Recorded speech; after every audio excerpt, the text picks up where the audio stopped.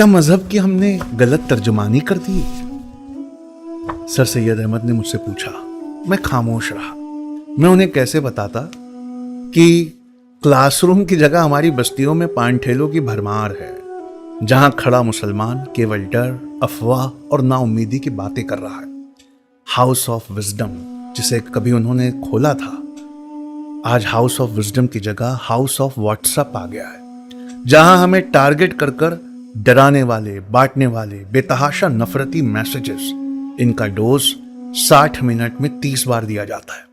और हम भी उस मैसेजेस को अपना दीनी फरीजा समझकर जितना हो सके उतने दूर तक फैला देते हैं, इस उम्मीद में कि कोई कुछ सुन ले, कोई कुछ कर ले। पर बेबसी का आलम यह है कि 7 दिनों से सारी दुनिया के मुसलमान पैलेस्टीन के बच्चों का, उनकी वाइफ्स का, उनकी बेटियों का जीनोसाइड देख रहे हैं, पर हम में से किसी की हैसियत नहीं, 57 इस्लामिक ममालिक में किसी की हैसियत नहीं कि यूनाइटेड नेशंस में या किसी बड़ी संस्थान में आवाज उठाकर उसे बंद करवा दे।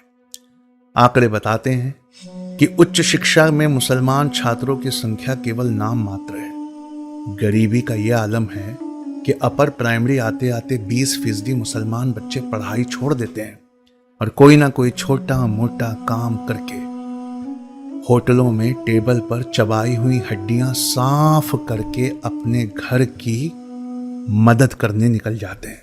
The level of education decreases in Muslims as the level of education increases. वो इतने पढ़े लिखे थे कि इस सेंटेंस को समझ गए। और जो पढ़े लिखे हैं, क्या वो अपनी कौम के लिए कुछ नहीं करते? मैंने कहा करते हैं। व्हाट्सएप में बैठकर बड़े बड़े मैसेज लिखकर इस गरीब बेबस कौम को कोसते रहते हैं, बल्कि यूं कह लीजिए कि वो इसकी गलतियां गिनाते रहते हैं। क्यों?